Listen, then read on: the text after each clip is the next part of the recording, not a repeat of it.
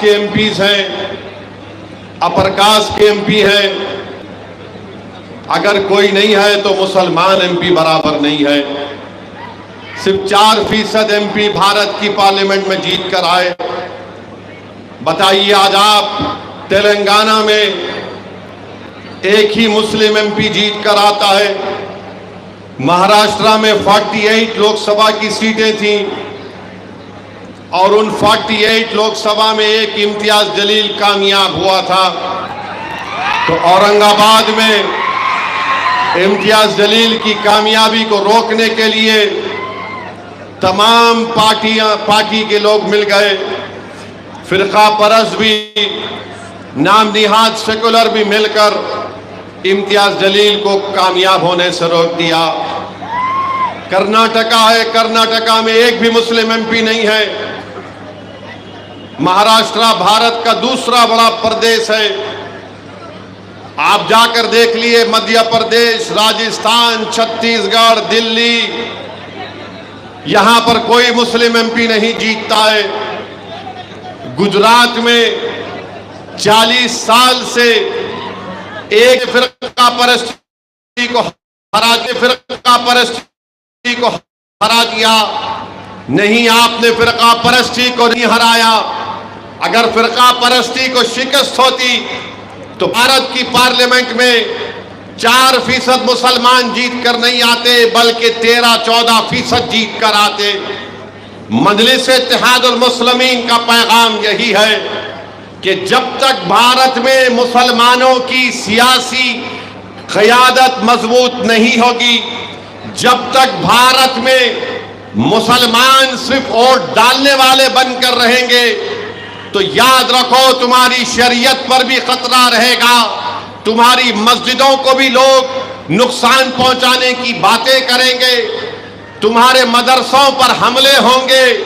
हमारी बच्चियों के हिजाब पर हमला होगा। हमारे चेहरे पर, दाढ़ियों पर हमले किए जाएंगे। हमारी शनाख्त को मिटाया जाने की कोशिश की जाएगी। इसीलिए मैं बार बार यही कहता हूं कि यकीनन वतन हमारा और हमेशा हमारा वतन रहेगा। मगर याद रखो, भारत के मुसलमानों, अगर आप सिर्फ वोट डालने वाले बनकर रह जाएंगे तो फिर आपकी तकलीफ में कमी नहीं होगी, आपके मसाइल हल नहीं होंगे, आपकी नाइंसाफी का सिलसिला खत्म नहीं होगा, आपकी मस्जिदों पर हमले खत्म नहीं होंगे, आप पर शख्सी हमले खत्म नहीं होंगे। याद रखो, भारत की जमहूरियत की तल्ख हकीकत यही है कि जिसके पास उसके वोटों से उसके नुमाइंदे जीत कर आते हैं, उन्हीं से इंसाफ किया जाता है। आज हम सिर्फ वोट डालने वाले बनकर रह गए। हम सेकुलरिज्म जिंदाबाद के नारे तो लगाते हैं, हम किसी को वोट डालकर उसके गले में फूल का हार पहना देते हैं और दिल में ये उम्मीद करते हैं कि ये मेरी तकलीफ को महसूस करेगा, ये पार्लियामेंट और असेंबली में मेरी आवाज बनेगा। मगर बताओ, तुम जानते हो, तुम गवाह हो नौजवानों, पिछले 10 साल से, जब से नरेंद्र मोदी की हुकूमत है, जब कभी भी मुसलमानों पर नाइंसाफी की बात उठी, जब कभी भी मुसलमानों के खिलाफ, कॉन्स्टिट्यूशन के खिलाफ कानून बनाया गया, ट्रिपल तलाक का कानून हो, CAA का कानून हो, UAPA का कानून हो, तुम गवाह हो नौजवानों, तुम एक को कामयाब करके भिजाए मेरे साथ इम्तियाज जलील को, तो हम और इम्तियाज जलील ने हिंदुस्तान की पार्लियामेंट के दरो दीवार को हिला कर रख दिया। हमने बता दिया कि गरीब और मजलूम मिल्लत ने हमको डालकर कामयाब किया। हम उनके वोटों से जीत कर आए हैं और हमारी जिम्मेदारी है कि हम नाइंसाफी के खिलाफ आवाज बुलंद करें। जहां पर मुसलमानों के खिलाफ अगर कोई कानून बनता था तो मजलिस इत्तेहादुल मुस्लिमीन आवाज बुलंद करती थी। जहां इनका सदुद्दीन ओवैसी इम्तियाज जलील क्या बोल रहे हैं? तुम ये नहीं देखते कि कोई दूसरी पार्टी का शख्स क्या कहने वाला है, क्योंकि तुम जानते हो कि तुम्हारे दिलों में जो छुपे हुए गम है, तुम जानते हो कि तुम्हारे दिलो दिमाग में पूरा कर सकती है।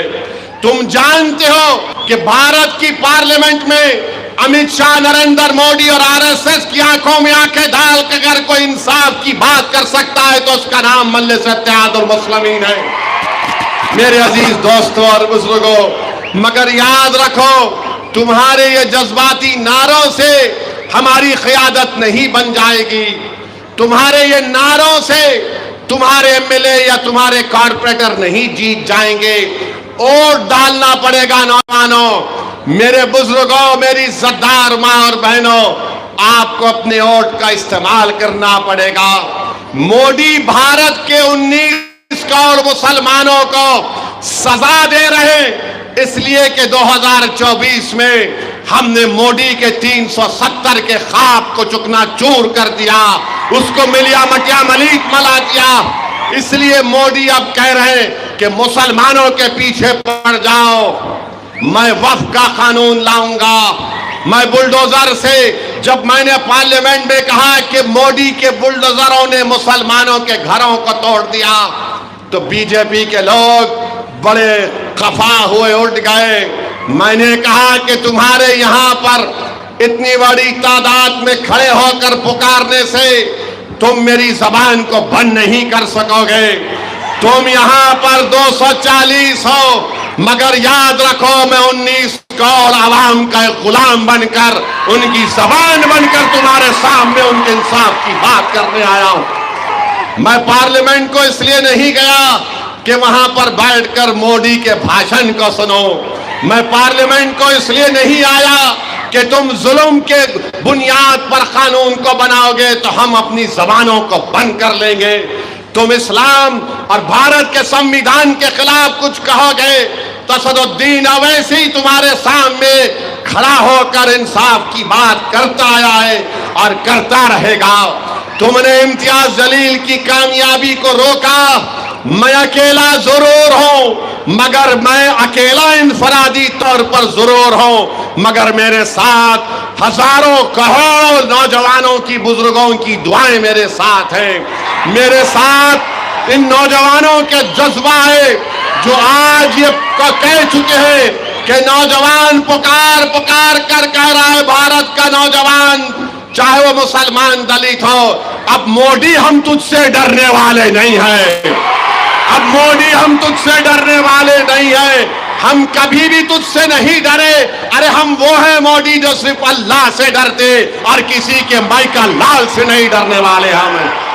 मेरे अजीज दोस्तों और बुजुर्गों, मेरे नौजवानों, आज आपको अपने इत्तेहाद को और मजबूत करना पड़ेगा। भारत में हम देख रहे हैं क्या हो रहा है। लातूर महाराष्ट्र में एक शख्स 2 व्हीलर पर जा रहा है, अपनी बीवी के साथ, अपने छोटे बच्चे और बेटे के साथ। रॉन्ग साइड से गाड़ी आती है, इसको टक्कर मारती है। ये शख्स कहता है कि अरे भाई, आप रॉन्ग साइड आकर हमको टक्कर मार दिए, जरा देख कर चलाना था। तो उस गाड़ी में बैठे हुए जालिमों ने कहा, तू मुसलमान है, तुझे सबक सिखाएंगे, और गाड़ी से उसकी बीवी और एक मासूम बच्चे को रौंद दिया। बीवी मर गई और एक मासूम बच्चा उसका मर गया। बताओ ये क्या हो रहा है हमारे देश में। मेरे अजीज दोस्तों और बुजुर्गों, ऐसे कई वाकयात हमारे मुल्क में हो रहे हैं। मेरे भाई, सिर्फ अखबारात में पढ़कर और असदुद्दीन अवैसी की जबान से सुनकर तुम अफसोस का इजहार करोगे तो मेरी नजर में ये बुज़दिली की निशानी है। बहादुरों की निशानी ये है कि तुम मुत्तहिद हो जाओ, तुम अपने लीडर को पैदा करो। तुम गली से लेकर, पूरे महल्लों से लेकर, जिलों से लेकर, शहरों से लेकर, गांव से लेकर, एक एक जगह पर अपने एक लीडरशिप को पैदा करो, तभी जाकर हम इस नाइंसाफी का मुकाबला कर पाएंगे। मेरे इज्जतदार माँ और बहनों, मैं आपको ये कहना चाहूंगा कि आप अपने हौसलों को बुलंद रखिए। नौजवानों, तुम्हारी और हमारी आंखों ने देखा कि मध्य प्रदेश में हाजी शहजाद अली के 20,000 स्क्वायर फीट के घर को बीजेपी की हुकूमत ने, मोदी के बुलडोजरों ने हाजी शहजाद अली को सिर्फ इसलिए उसका घर तोड़ दिया कि हाजी शहजाद अली ने महाराष्ट्र में जिस शख्स ने रसूलुल्लाह सल्लल्लाहु अलैहि वसल्लम की शान में गुस्ताखी करने की कोशिश की, हाजी शहजाद अली ने एहतजाज किया और मध्य प्रदेश की गवर्नमेंट बीजेपी की 20,000 स्क्वायर फुट के घर को हाजी शहजाद अली के उसको तोड़ देती है।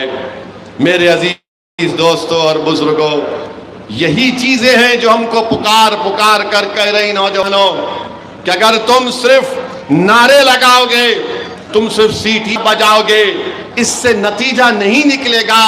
नौजवानों, नतीजा उस वक्त निकलेगा जब तुम अपनी पार्टी के, जब मजलिस ने तारीख का ऐलान कर दिया, जब मजलिस इत्तेहाद अल मुस्लिमीन ने बता कि औरंगाबाद से जुलूस निकलेगा, मैंने इम्तियाज जलील से कहा कि सैयद इम्तियाज जलील, जब तुमने और पार्टी ने ऐलान कर दिया, कोई आओ या ना आओ, तुम कम से कम अपनी गाड़ी में निकलो औरंगाबाद से।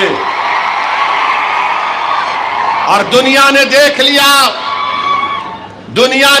लिया कि महाराष्ट्र की तारीख में इतना बड़ा मुसलमानों का एहतजाज कभी नहीं हुआ था। औरंगाबाद से भिवंडी तक लोग बताते हैं कि 8 से 10 हजार गाड़ियों में फर्जंदाने तौहीद अपने रसूल सल्लल्लाहु अलैहि वसल्लम के गुलामी का तौक डाल कर निकले थे। दुनिया को बता रहे थे, जालिमों को बता रहे थे, मोदी और अमित शाह, मोहन भगवत को बता रहे थे कि हम अपने रसूल की अजमत के लिए निकले हैं। तुम समझ रहे थे कि हम नहीं निकलेंगे। हजारों की तादाद में गाड़ियों में निकलकर पूरी हाईवे को चक्का जाम कर दिया। दिल्ली परेशान, मोदी परेशान, अमित शाह औरंगाबाद में बैठे थे। अमित शाह को यह परेशानी लाहक हो गई कि औरंगाबाद से अगर हजारों गाड़ियों का काफिला निकलेगा तो मैं कैसे एयरपोर्ट तक पहुंच सकूंगा। मगर अल्हम्दुलिल्लाह मैं सलाम करता हूं उन तमाम लोगों को जिन्होंने लब्बैक कहा और अपने रसूल सल्लल्लाहु अलैहि वसल्लम की शान में जिसने गुस्ताखी करने की कोशिश की, एहतजाज पुरअमन हुआ। मेरे अजीज दोस्तों और बुजुर्गों, यही ताकत है मजलिस इत्तेहाद अल मुस्लिमीन की।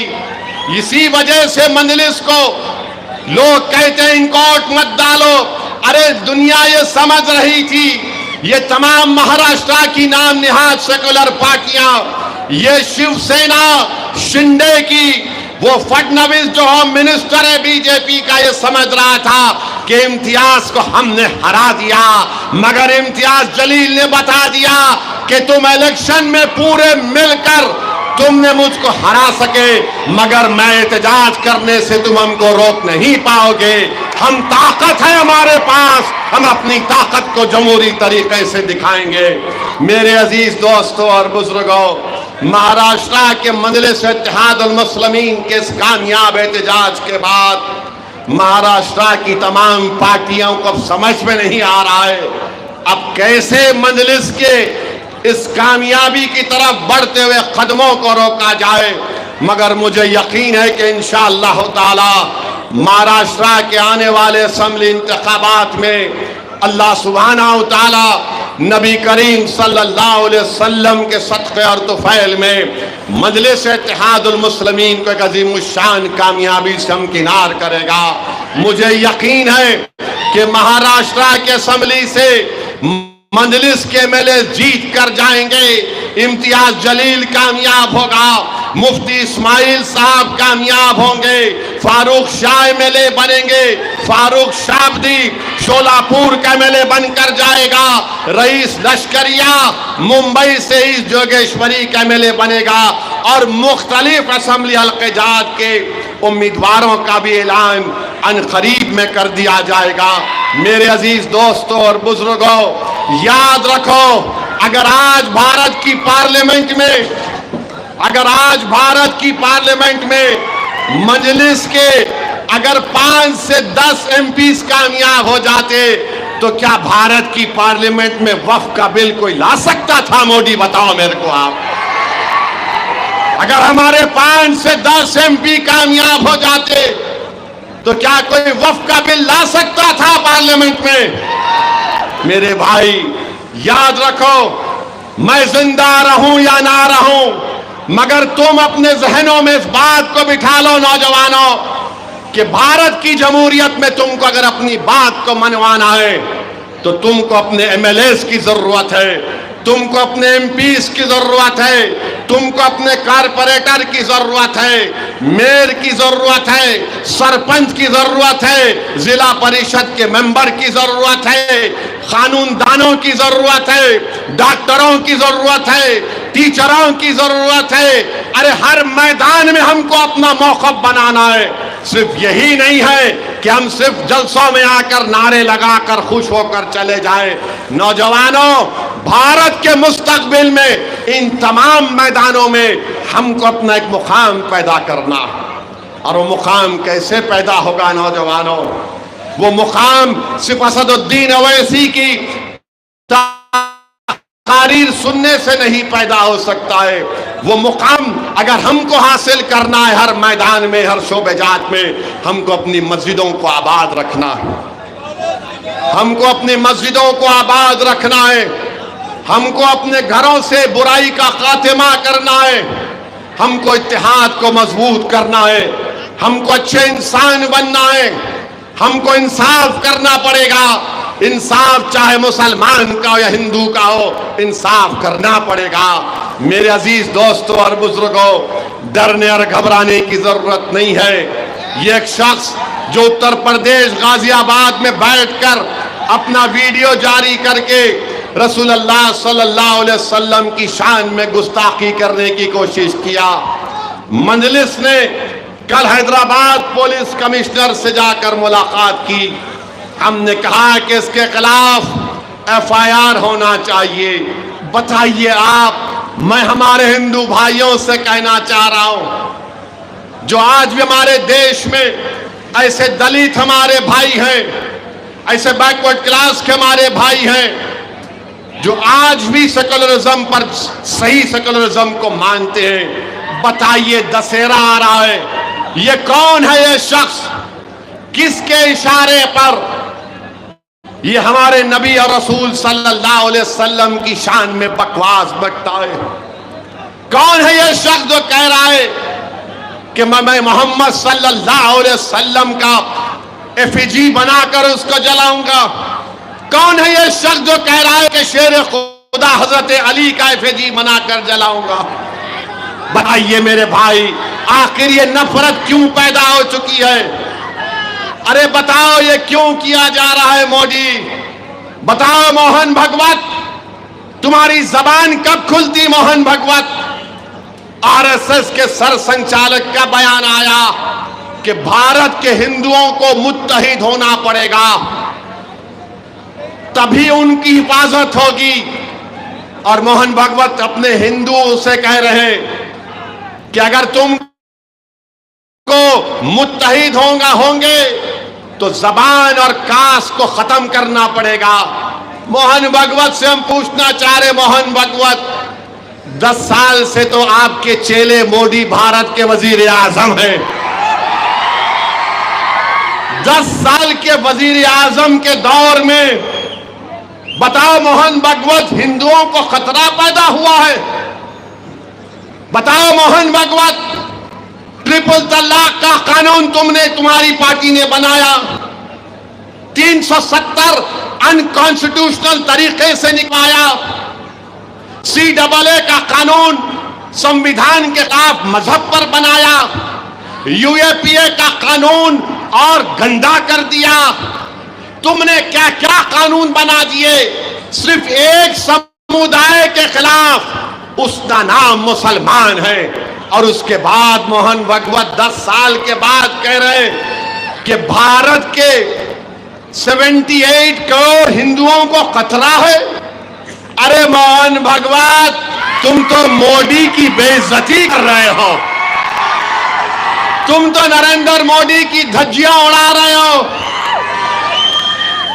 10 साल के बाद भी मोहन भागवत को लग रहा है कि भारत के 78 करोड़ हिंदुओं को खतरा है।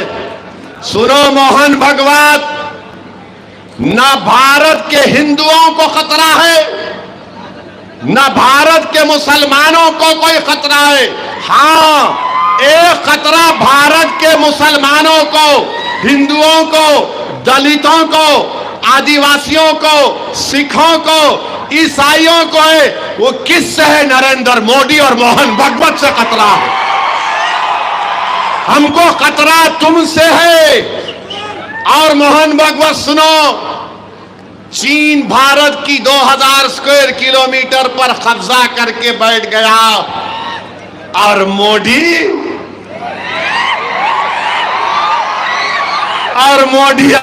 अमेरिका का सफर करते हैं। 2000 स्क्वायर किलोमीटर पर चीन कब्जा करके बैठा हुआ है डेमसाक में। मोहन भागवत, आप भी चीन से डरते हैं क्या? चीन से खतरा है, मगर मोहन भागवत नो, हिंदुओं को खतरा है।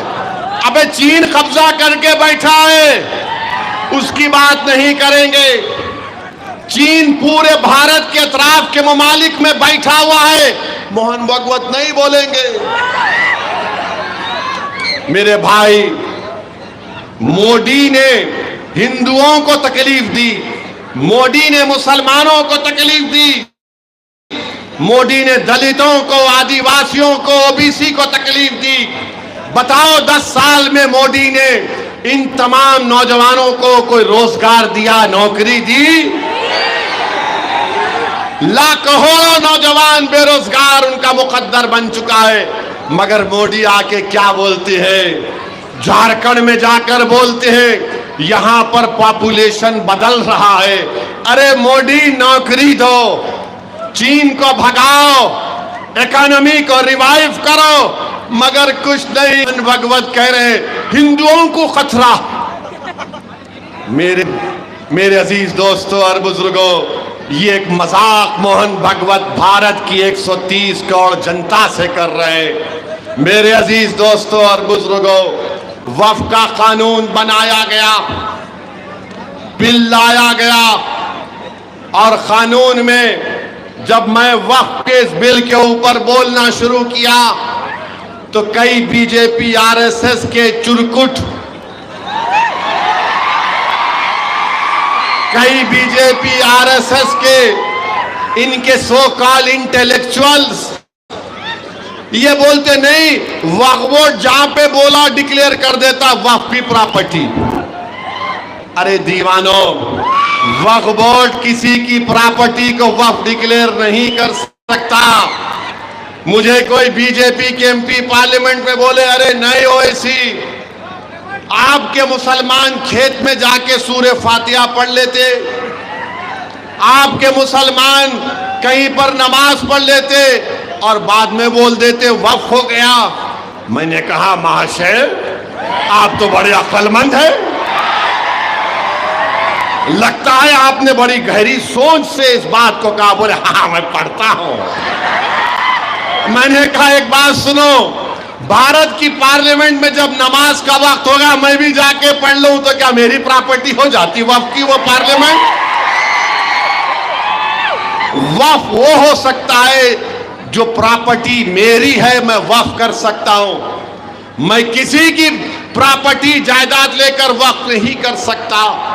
नरेंद्र मोदी अब क्या कर रहे हैं इस बिल में? मोदी ये कह रहे हैं कि वक्फ में वक्फ बाय यूजर है। ये बिल ये लाकर कह रहे हैं कि वक्फ बाय यूजर खत्म हो जाएगा। मतलब यह है कि कब्रिस्तान है, ईदगाह है, मस्जिदें 300 साल पुरानी है, इसका कोई डॉक्यूमेंट नहीं है, तो मोदी कह रहे हैं कि वक्फ बाय यूजर खत्म कर दिया जाएगा। जब मैं ये कहा कि वक्फ बाय यूजर खत्म करके मुसलमानों की जायदादों को, मस्जिदों को, खानखाहों को, दरगाहों को, मस्जिदों को, कब्रस्तानों को छीनने की साजिश हो रही है, तो लोग मेरी बात का यकीन नहीं कर रहे थे। मैं मिसाल देकर समझा रहा हूं। आज से 10-12 दिन पहले गुजरात सोमनाथ में एक दरगाह शरीफ है। दरगाह का नाम है हाजी मंगरोली शाह। ये 1200 साल पुरानी दरगाह है और वहां पर हजरत माई पीर की मस्जिद है। सन 47 में डॉक्यूमेंट में लिखा गया कि गवर्नमेंट, क्योंकि उस वक्त जूनागढ़ के बादशाह ने यह जायदाद दी थी, अंग्रेज चले गए, तो अंग्रेज जाने के बाद हुक्मरान जूनागढ़ के बादशाह थे, तो हुकूमत हिंद हो गई। उसमें लिखा गया गवर्नमेंट प्रॉपर्टी, मगर यूजर इज मुसलमान। दरगाह है, खबरस्तान है। 47 में लिखा गया। 2024 सितंबर में कलेक्टर ने कहा कि प्रॉपर्टी कार्ड में जो लिखा गया 75 साल पहले वो गलत है। कलेक्टर ने मुसलमानों को नोटिस दी और कहा कि आओ। मुसलमानों ने कहा हमको टाइम दो, हम डॉक्यूमेंट बताएंगे। उसके बाद मामला वक्फ ट्राइब्यूनल गया। वक्फ ट्राइब्यूनल मामला सुन रहा था, तो कलेक्टर ने सुबह तारीख आपको बता रहा हूं, चेक कर लीजिए। कलेक्टर, वहां के मुकामी कलेक्टर ने 28 सितंबर को सुबह 5 बजे बुलडोजर लाकर रात में कमेटी के लोगों को बातचीत करने के बहाने बुलाकर गिरफ्तार करके 1200 साल पुरानी दरगाह और मस्जिदों को, कब्रस्तान को शहीद कर दिया। यह पावर कलेक्टर को मिल रहा है इस बिल में। होश में आओ मुसलमानों। जो मुसलमान मोदी के इस लाए हुए बिल की तायीद कर रहे हैं, मैंने अपनी तकरीर में कहा था कि जब तुम्हारे बाप दादाओं की कब्रों को मिसमार कर दिया जाएगा तब तुमको तकलीफ होगी। आज हम देख रहे हैं कि सोमनाथ में हाजी मंगरोल शाह की 1200 साल की दरगाह को, जबकि सुप्रीम कोर्ट ने फैसला दिया था कि किसी भी जगह पर डेमोलिशन नहीं होगा, मगर उसकी खिलाफ वर्जी कर दी गई। ये वक्फ का बिल जो मोदी ला रहे हैं, वक्फ बाय यूजर खत्म करके मस्जिदों को, अब आपसे जाकर अगर कोई पूछेगा कि दिल्ली की जामा मस्जिद का कागज लाओ, दिल्ली की जामा मस्जिद का कागज कहां से मिलेगा? पार्लियामेंट के सामने मस्जिद है, उसका कागज नहीं मिलेगा। हैदराबाद की मक्का मस्जिद है, उसका कागज नहीं मिलेगा। तो मोदी चाहते हैं कि जिस तरह गुजरात में 1200 साल पुरानी हाजी मंगरोल शाह की दरगाह को शहीद कर दिया गया, मिसमार कर दिया गया मस्जिदों के साथ, वही हाल पूरे भारत में अगर ये बिल कानून बनता है तो करना चाहते हैं। आप बताओ, वक्फ बोर्ड में गैर मुस्लिम को क्यों मेंबर बनाना चाहते हैं मोदी? इसलिए बनाना चाहते हैं कि जब वक्फ बोर्ड में गवर्नमेंट अपॉइंट करेगी गैर मुस्लिम को, तो वक्फ बोर्ड को किसी भी प्रॉपर्टी को 5 साल के लिए डायरेक्ट मैनेजमेंट में लेने का इख्तियार है। तो मोदी चाहते हैं कि डायरेक्ट मैनेजमेंट के नाम पर लेकर मुसलमानों से उन तमाम जायदादों को छीन लिया जाए। वक्फ की जायदाद हमारे बुजुर्गों की गाढ़े खून पसीने की कमाई है, गवर्नमेंट ने हमको नहीं दिया, मोदी चाहते हैं उसको छीन लिया जाए। वक्फ बोर्ड में कलेक्टर को पावर दे रहे हैं कि कलेक्टर अगर बोलेगा इसमें डिस्प्यूट है तो कलेक्टर डिस्प्यूट के नाम पर वक्फ से निकाल देगा। ता वक्त वो इंक्वायरी मुकम्मल नहीं करेगा। बताओ मेरे अजीज दोस्तों और बुजुर्गों, इसमें कहा गया बिल में कि हर वक्त प्रॉपर्टी को अपने हिसाबात किताबात कैग के जरिए देना पड़ेगा। सुन लो मदरसे चलाने वालों, सुन लो दरगाहों के मुतवल्ली, सुन लो वक्फ प्रॉपर्टी के जिम्मेदारों, ये जो बिल का प्रोविजन है कि हिसाब तुमने बराबर नहीं दिया कहकर तुम पर झूठे इल्जाम लगाकर तुमको जेल को भिजा दिया जाएगा। वक्फ की जायदाद बचाने का नाम मोदी ले रहे। अब मौजूदा कानून ये कहता है कि अगर किसी को कोई भी अगर वक्फ की जायदाद को बेचता है तो उसको गलती से झूठे तरीके से तो 2 साल की सजा। नरेंद्र मोदी बोल रहे नो 2 years ओनली स्वीट 6 months। 2 साल नहीं 6 महीने अभी नॉन बेलेबल है। फर्स्ट मजिस्ट्रेट के सामने जाना चाहिए। मोदी कह रहे नथिंग डूइंग बेलेबल। तुम जायदाद बेचो, जायदाद फूंक दो, मैं हूं ना तुमको बेल देने वाला।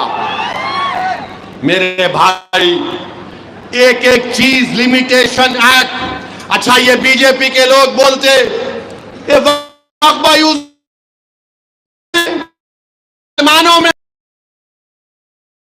के संगियों, मैं तुमको बता रहा हूं, तुम हिंदू लॉ की किताब लिखने वाले का नाम बीके मुखर्जी है।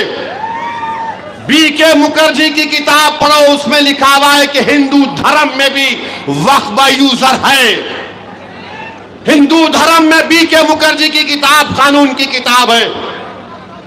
ओडिशा के हिंदू एंडोमेंट बोर्ड में बाय यूसेज लिखा हुआ है। आंध्रा के, तमिलनाडु के, तेलंगाना के हिंदू एंडोमेंट बोर्ड में लिखा हुआ है। और संगी लोग बोलते नहीं नहीं खाली इस्लाम में है, मुसलमानों में है। अरे तेरे कान में फूल होगा, हमारे कान में फूल नहीं है। तेरे दिमाग पर पर्दा पड़ा होगा, हमारे दिमाग पर नहीं है। लिमिटेशन पीरियड है। कोई भी वक्फ की प्रॉपर्टी पर लिमिटेशन कानून अप्लाई नहीं होता। मोदी बोल रहे अप्लाई होगा। Hindu endowment board section 123 Telangana का पढ़ो। Limitation act will not apply on Telangana Hindu charitable endowment board. मगर मोदी बोल रहे हैं लिमिटेशन एक्ट अप्लाई होगा। क्यों अप्लाई होगा? क्योंकि जो 12 साल से किसी वक्फ की जायदाद पर काबिज है तो मोदी उसको मालिक बनाना चाहते हैं। और नरेंद्र मोदी मुंबई में, जो मुंबई की सबसे ऊंची बिल्डिंग है, सबसे ऊंची बिल्डिंग है, सबसे ऊंची बिल्डिंग है, वो एक यतीम खाने पर बनाया गया था। वक्फ के यतीम खाने पर बनाया गया था। 21 करोड़ रुपए देकर उसने खरीद लिया। और आज लोग बोलते कि उसकी बिल्डिंग की कीमत करीब 2000 करोड़ के 1500 करोड़ की है। तो मोदी उसके बेटे की शादी में गए थे। तो मोदी बोले मैं शादी में गया तो दूल्हे के बाप को तोहफा देना है, यह कानून लेकर आऊंगा। जायदादें छीनने के लिए नरेंद्र मोदी इस तरह का गलत कानून ला रहे हैं। नरेंद्र मोदी, आपको इस्लाम से इतनी नफरत क्यों है? आपको मस्जिदों से, खानकाहों से नफरत क्यों है? तभी तो आप इस तरह का गलत बिल पार्लियामेंट में लाए हैं। अरे वक्फ बोर्ड को ताकत दो, तो जो काबिज लोग हैं उनको निकालने का पावर दो, समरी एविक्शन पावर्स।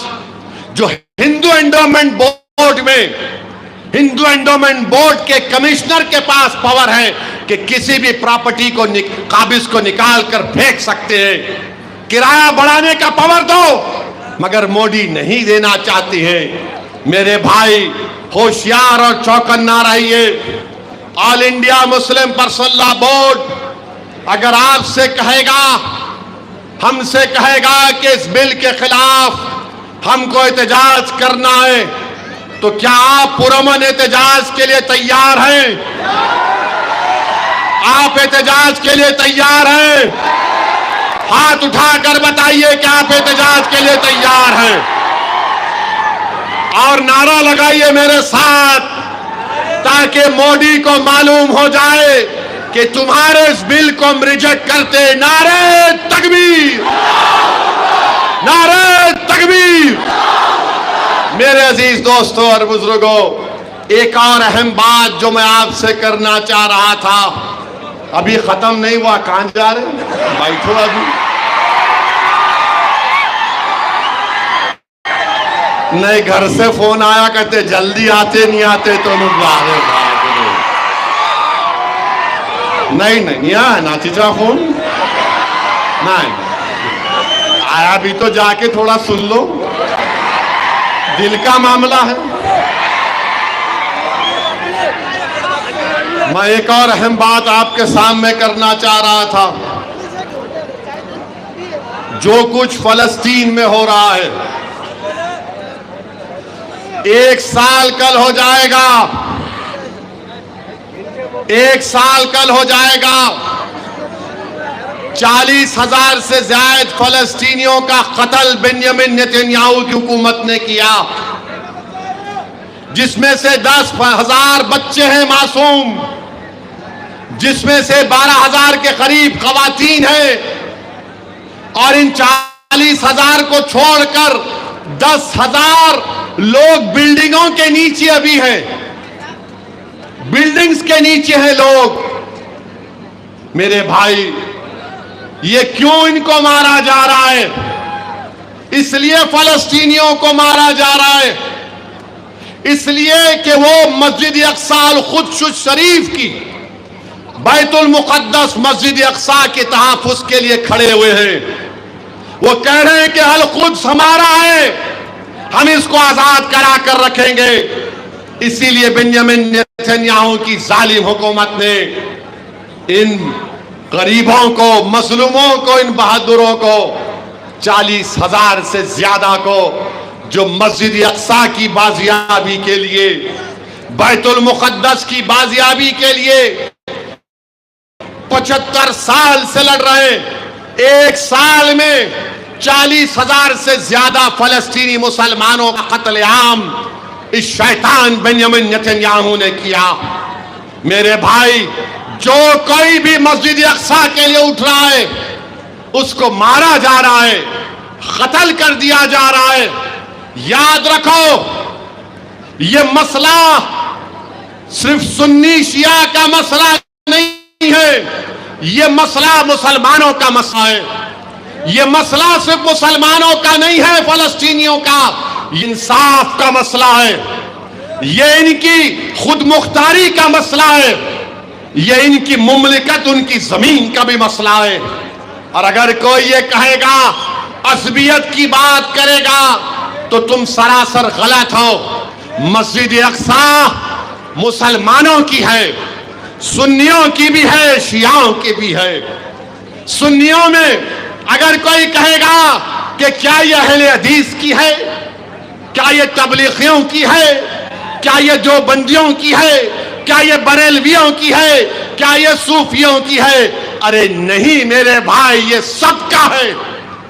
अगर कोई कहेगा कि नहीं शियाओं में खाली अथना शरी का है, नहीं, यह अथना शरियों का भी मसला है, यह दाऊदी सुलेमानी बोहरों का भी मसला है, यह अकबरी शियाओं का भी मसला है।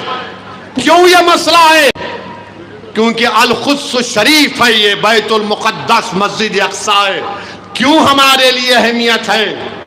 ये इस्लाम का तीसरा बड़ा मुक़द्दस जगह है। ये वो जगह है जहां से हमारे आका मोहम्मद मुस्तफ़ा सल्लल्लाहु अलैहि वसल्लम सफर मेराज पर गए थे। ये वो मस्जिद है जहां पर रसूलुल्लाह सल्लल्लाहु अलैहि वसल्लम ने तमाम अंबिया और रसूलों को जमात बनाकर नमाज में इमामत की। ये वो जगह है मुसलमानों जहां पर हशर का मैदान बनेगा। ये वो जगह है मुसलमानों जहां पर औबे काबे कौसर वहां से लेकर मदीने तक होगा।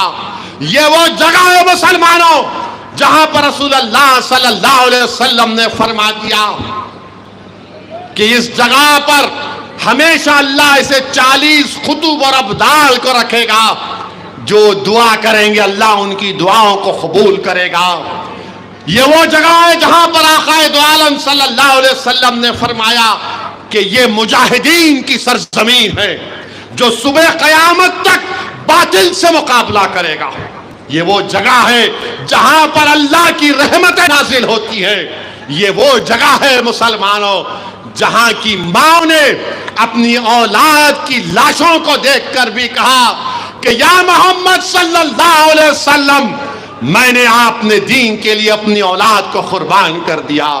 ये वो जगह है जहां पर बाप अपने बच्चों की लाश उठाकर कहता है कि या रसूल अल्लाह, मेरे माँ बाप, मेरी औलाद आप पर कुर्बान, मैं अपनी औलाद को इस दीन की सरबुलंदी के लिए पेश कर रहा हूं। ये वो जगह है मुसलमानों जहां पर 75 साल से मुसलमानों ने अपना खून बहाया है, मगर अपने पेशानियों पर खौफ या औफ या किसी भी किस्म की परेशानी को आने नहीं दिया।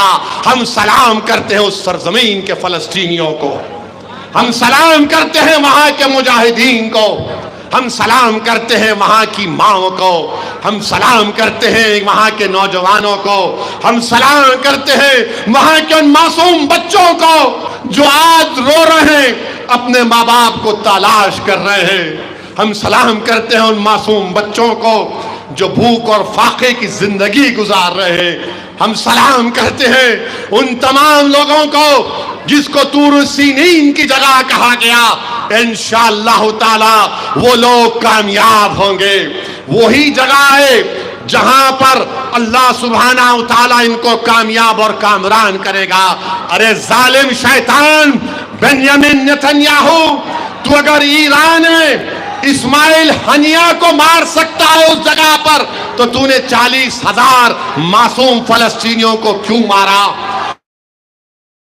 अगर तूने बेरूत में एक उस लीडर को मार दिया, तो तूने बेरूत में 12 लाख लोगों को बेघर क्यों किया? मैं गया था, सुनो, नारे लगाएंगे बाद में, सुनो अभी। मैं गया था 2006 में जब यही जालिम, ये हुकूमत जब बीरूत पर बमबारी कर रही थी, उस वक्त कुछ 32 मुसलमानों के एमपी थे। मीटिंग हुई कि सब जाएंगे, खैर वो क्या वजह थी कोई नहीं आए। मैं अकेला दमिश्क गया। दमिश्क में जब उतरा तो बीरूत का एयरपोर्ट बंद था, तो दमिश्क से आपको बीरूत जाना पड़ता था। मैं दमिश्क को पहुंचा। दमिश्क एयरपोर्ट पर इंडियन एम्बेसी का एक ऑफिसर आकर बोला कि ओवैसी साहब, आप दूसरी फ्लाइट से वापस चले जाइए। मैंने कहा मैं नहीं जाऊंगा, मैं दमिश्क को आया हूं। मैंने कहा कि मैं जब दमिश्क को आ चुका हूं, मैं दमिश्क को देखना चाहूंगा। तो मुझसे कहा कि आप क्या देखना चाहेंगे दमिश्क में? तो मैंने कहा मैं दमिश्क में हजरत बिलाल की खबर पर जाना चाहूंगा। मैं दमिश्क में शहीदाने करबला के मज़ारात पर जाना चाहूंगा। मैंने कहा कि मैंने सुना कि यहाँ पर इब्न अल अरबी की भी खबर है, मैं वहां पर जाना चाहूंगा। मैंने कहा कि यहाँ पर इमाम हुसैन की बहन हजरत ज़ैनब का भी रोजा है, मैं वहां पर जाना चाहूंगा। तो उस वक्त के इंडियन एम्बेसडर या जो भी थे, उन्होंने कहा कि अगर आप दमिश्क में ही रुकेंगे तो हम आपके लिए, एक नदवे के पढ़े हुए आलिम दीन थे जो दमिश्क यूनिवर्सिटी में अरबी की तालीम हासिल कर रहे थे, मुझे उनके साथ दे दिया। शायद वो कहीं अमेरिका लंदन में है मौलाना वो। खैर मैं इन तमाम मुकामात पर गया। हजरत ज़ैनब के रोजे पर गया तो हैदराबाद के हमारे लोग थे, बड़े खुश हुए। हाँ, वहां पर मैं उस मस्जिद के पास भी गया जिसको मस्जिद उमैयद कहा जाता है। और अगर मेरा हाफिजा सही है तो अबू दाऊद शरीफ की हदीस है कि हदीस शरीफ में आया कि अल्लाह के रसूल सल्लल्लाहु अलैहि वसल्लम ने फरमाया कि इस जगह पर जब मुसलमानों की फौज होगी तो अल्लाह दोबारा हजरत ईसा अलैहि सलाम को भिजाएगा उसी जगह पर। मैं वो मस्जिद को भी देखा, फिर उसी मस्जिद के हाथे में एक ऊंचे मीनार में कमरा है जहां पर इमाम गज़ाली रहमतुल्लाह अलैह बैठकर अपनी किताब को लिखते थे। फिर मैं पूछा कि मुझे एक और जगह इस मस्जिद में देखना है, तो उस नदवे के आलिम दीन ने मुझसे पूछा कहां पर। मैंने कहा मैंने सुना कि यहां पर मेरा हीरो सलाहुद्दीन अय्यूबी की भी कब्र है। तो मुझे कहा कि हाँ इस मस्जिद के हाथे में है। मैं सलाहुद्दीन अय्यूबी की खबर पर गया और नौजवानों मेरी कैफियत ये हो गई कि मैं एक छोटे बच्चे की तरह हिचकियां लेकर रो रहा था जब अपने आप को सलाहुद्दीन अय्यूबी की खबर के सामने देखा। और मुझे याद आ गया वो सलाहुद्दीन अय्यूबी की बहादुरी के कारनामे। नूरुद्दीन जंगी की भी खबर थी। खैर उसके बाद सुबह में मैं निकलकर बेरूत को गया। मैं बता रहा हूं बेरूत के वो जो वहां के लोग हैं वो मौत से नहीं डरने वाले हैं, वो मौत से नहीं डरते। ये मगरबी ममालिक के लोग अगर ये समझ रहे हैं कि 40,000 फलस्तीनियों को मारकर 12 लाख साउथ लेबनान और साउथ बीरूत के लोगों को बेघर करके वो उन पर गलबा हासिल करेंगे। अरे मैंने अपनी आंखों से देखा कि 15 माला बिल्डिंग है, डिमोलिश हो चुकी है, लोग अपना सामान निकाल रहे।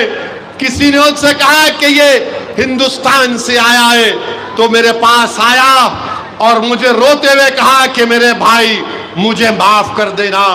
मैं उससे कहा कि मेरे भाई आपकी आंख में आंसू क्यों हैं? मेरे आंख में आंसू हैं इतनी बर्बादी को देखकर। उसने कहा कि मेरे दोस्त तुम हमारे मेहमान हो, हम तुम्हें कुछ भी नहीं खिला सकते, कम से कम ये चाय तुम पी लो और बिस्किट खा लो। जो लोग अपने घरों की बर्बादी को देखकर भी अपनी मेहमान नवाजी को नहीं बोलते, तुम उनको नहीं खत्म कर सकते जालिमों, तुम उनको खत्म नहीं कर सकते। अरे वो लोग मौत से मोहब्बत करने वाले हैं, ये मौत से डरने वाले नहीं हैं। ये जालिम बेंयामिन नेतन्याहू तू वहां पर मार रहा है बेरूत में, तू फलस्तीनियों को मार रहा है। इंशाअल्लाह ताला अन करीब में भी खुदरत तेरा खातिमा करेगी, इन जालिमों का अल्लाह खातिमा करेगा। तो मेरे अजीज दोस्तों और बुजुर्गों, हमको डरने और घबराने की जरूरत नहीं है, डरना नहीं है। देखो 40,000 से ज्यादा फलस्तीनी अपनी जान को कुर्बान कर चुके हैं और एक एक मरने वाले के माँ बाप आलम इस्लाम को पुकार पुकार कर कह रहे हैं ये मसला सुन्नी शिया का नहीं है, ये मसला देवबंदी बरेलवियों अहले हदीस का नहीं है, ये मसला मस्जिद अक्सा का है, बैतुल मुक़द्दस का है। वो कह रहे हैं कि देखो हम तुम्हारी जानों को कुर्बान कर रहे हैं, तुम कम से कम अपने आंख में आंसू लाकर अल्लाह से दुआ करो हमारे लिए कि अल्लाह हमको इन जालिमों पर गलबा अता कर दे। तो नौजवानों, क्या तुम फलस्तीनियों के लिए दुआ करोगे? क्या तुम फलस्तीनियों के लिए दुआ करोगे? क्या तुम मस्जिद अक्सा के लिए दुआ करोगे? क्या तुम बैतुल मुक़द्दस के लिए दुआ करोगे? क्या तुम डरोगे जालिमों से? क्या तुम जालिमों से डरोगे? क्या तुम मौत से डरोगे? तुम अल्लाह से डरोगे? तुम अल्लाह से डरोगे? तुम किससे मोहब्बत करोगे? तुम रसूल अल्लाह सल्लल्लाहु अलैहि वसल्लम से मोहब्बत करोगे। तुम करोगे ना कमली वाले से मोहब्बत?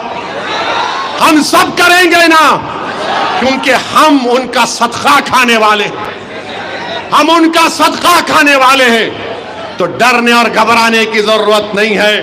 और हम भारत के हमारे वजीर आजम से भी कह रहे हैं, मोदी जी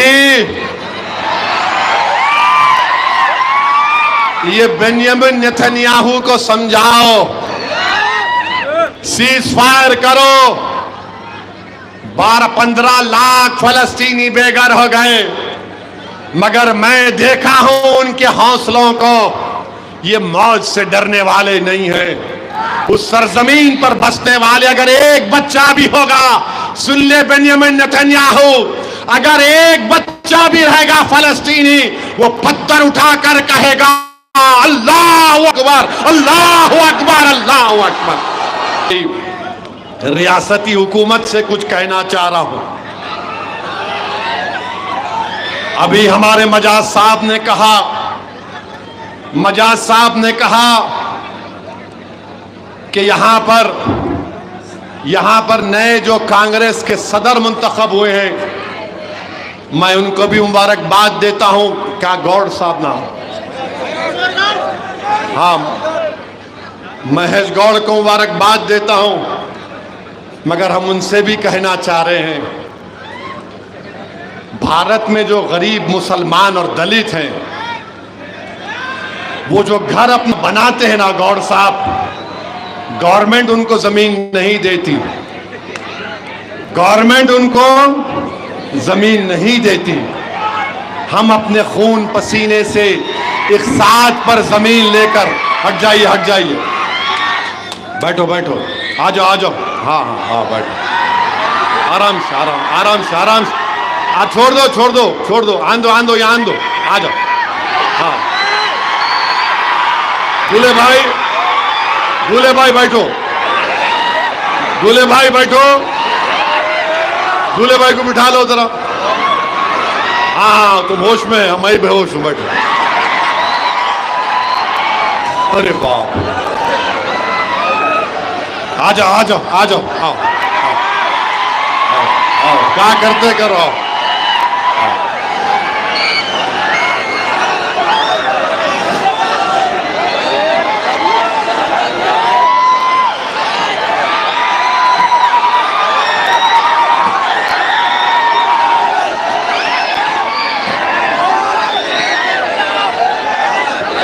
पूरे आ गए।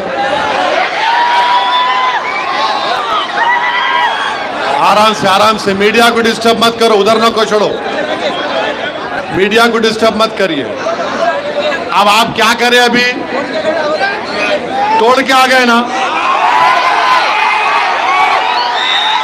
तो जो कोई भी हमारे इत्तेहाद के सामने ये लगा रहा, उसको क्या करेंगे? जो हमारे इत्तेहाद के सामने आ रहा, क्या करेंगे? मेरे को अब यहाँ खाली बोलना नहीं, करके दिखाना। हाँ, तो मैं आपसे ये कह रहा था, सुनिए जरा। हाँ, बैठो।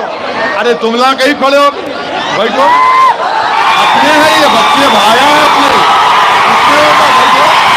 हाँ,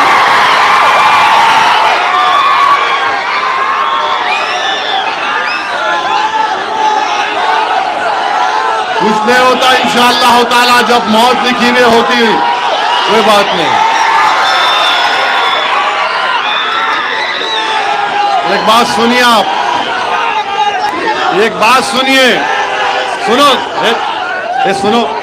सुनो, अरे सुनो जी। हाँ, अच्छा, शेर के बारे में बोल तो सुनो। वो नहीं,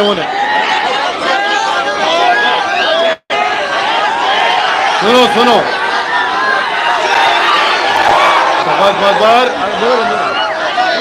हाँ, आ जाओ। सुनिए, अभी सुनिए। तो मैं छोड़ दो।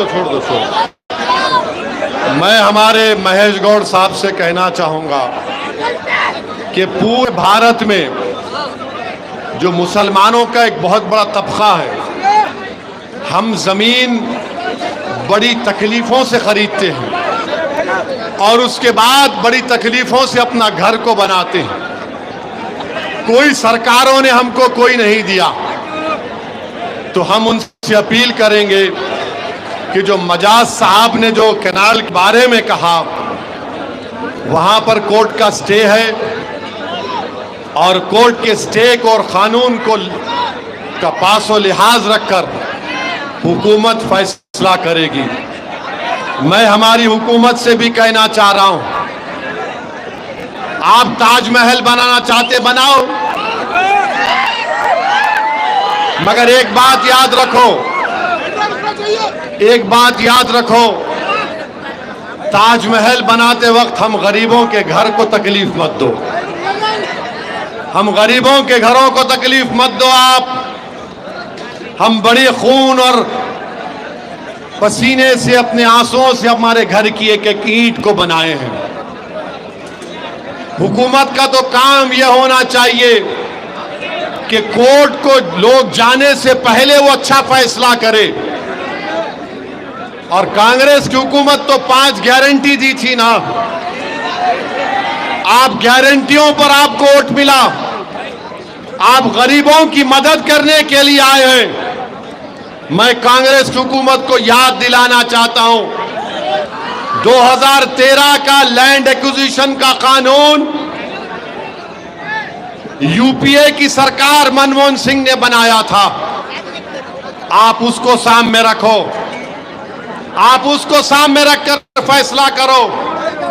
और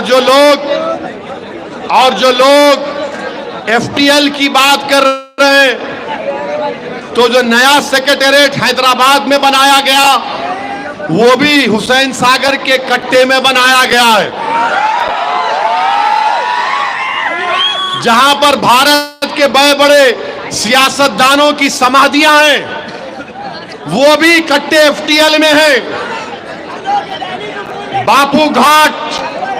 बापू घाट लंगर हाउस में है, वो भी एफटीएल में है। तो हम हुकूमत से एक ही बात कर रहे हैं, जब सेक्रेटेरिएट एफटीएल में बनकर बरकरार रह सकता है, जब भारत के बड़े बड़े सियासतदानों की समाधियां टैंक बंड के एफटीएल में हैं, हमको एतराज नहीं है। जब सेक्रेटेरिएट रह सकता है तो गरीब का घर क्यों नहीं रह सकता, मुझे बताओ आप।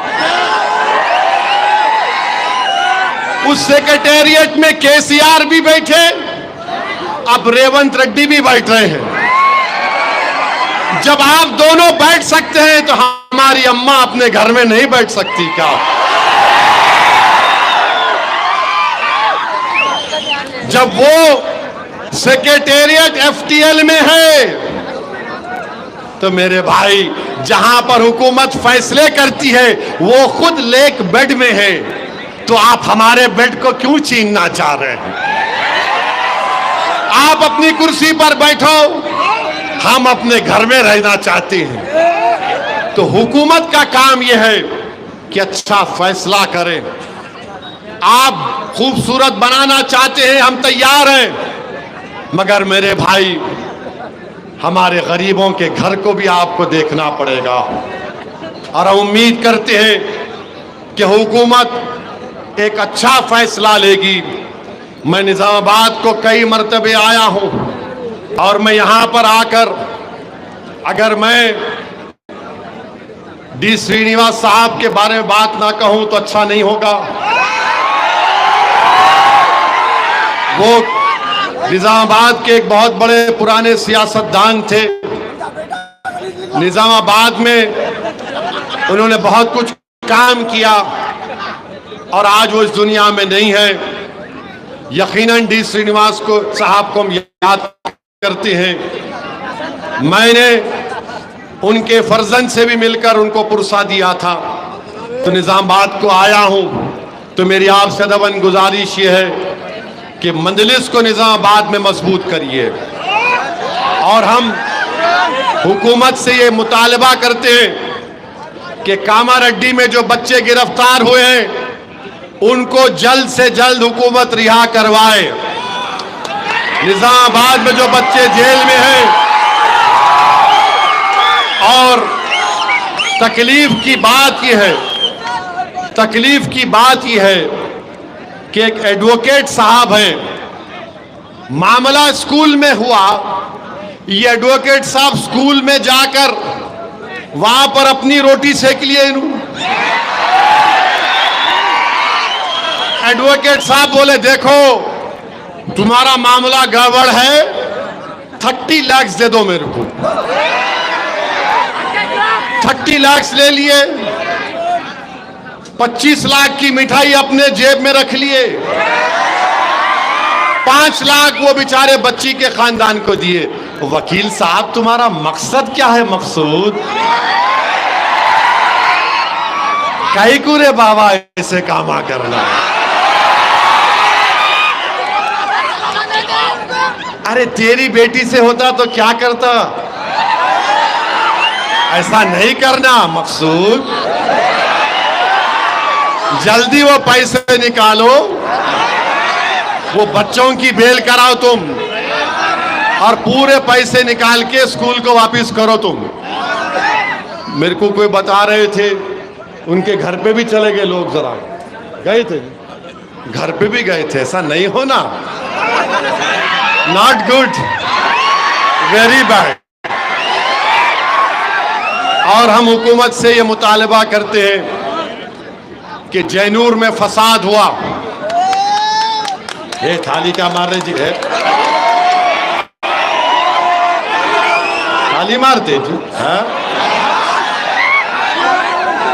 ठंडे हो गए क्या?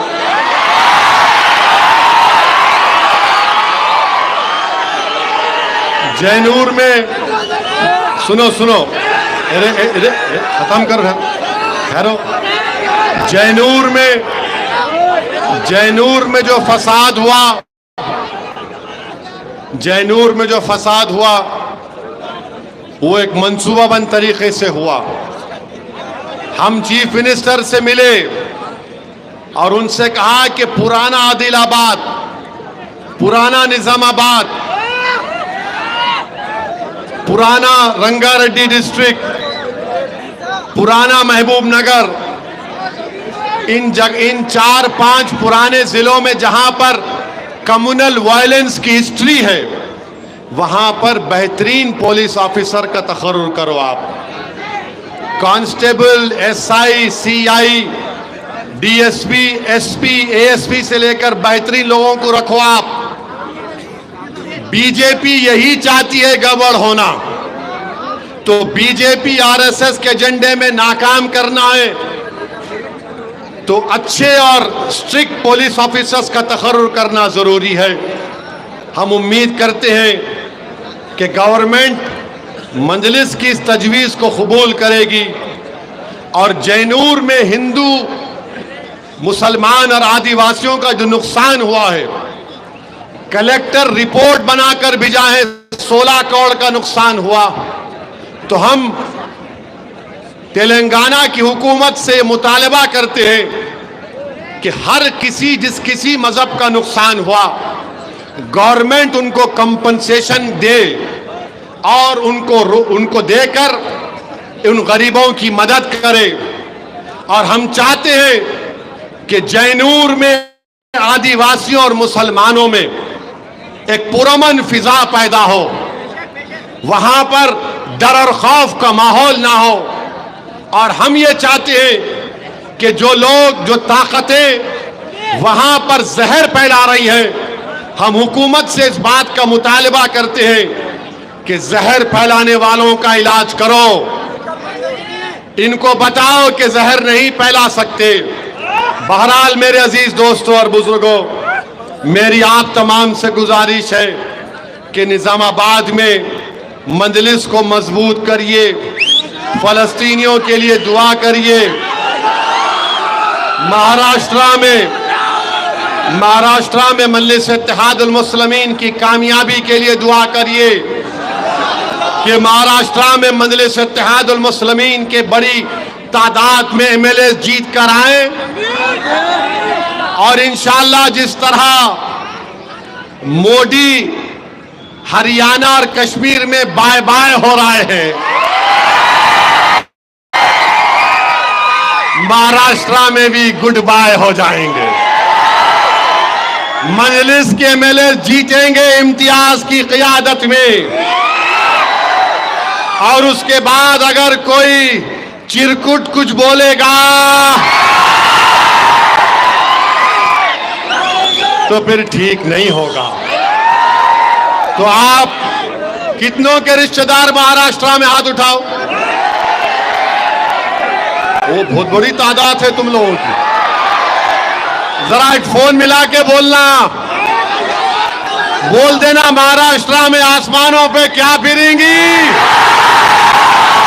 महाराष्ट्र के आसमानों में क्या दिखेगा, जरा फोन करके बोल देना। वाखिर दावाना अल्हम्दुलिल्लाह रब्बिल आलमीन। अस्सलाम वालेकुम।